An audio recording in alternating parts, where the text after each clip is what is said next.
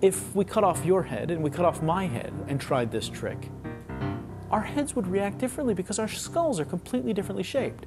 What we'd really like is to know what 10 people with heads like yours and 10 people with heads like mine would have happened to them.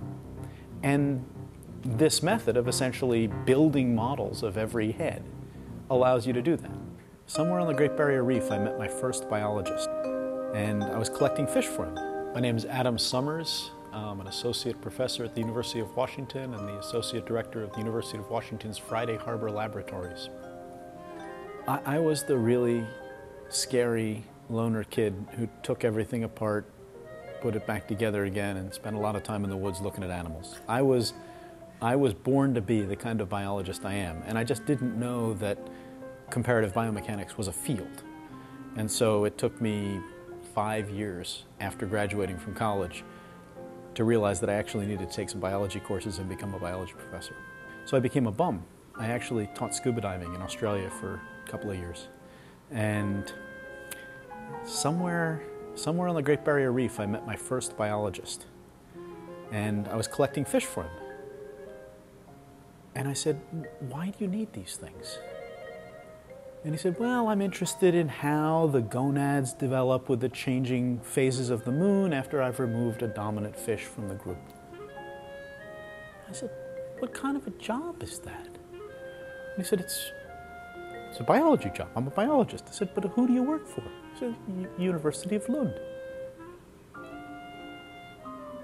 So what part's the job part? And so I came back to the States and had a very difficult time persuading a graduate school that a guy with absolutely no biology, I didn't have one course, needed a PhD in biology. Comparative biomechanics is one of those fields at the interface. And what we're doing is applying very simple Newtonian mechanics, simple optics to living systems. Because I'm interested in how sharks swim fast. And, well, the short story is this. It turns out that the skin of a mako shark is very thick and inextensible. The skin of bony fishes, you know from eating bony fishes, is relatively thin stuff.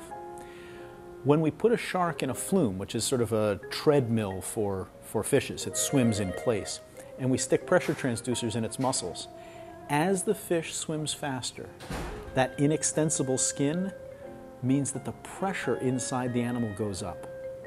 And so if you increase the pressure in a sausage with the skin that can't expand, it becomes stiffer.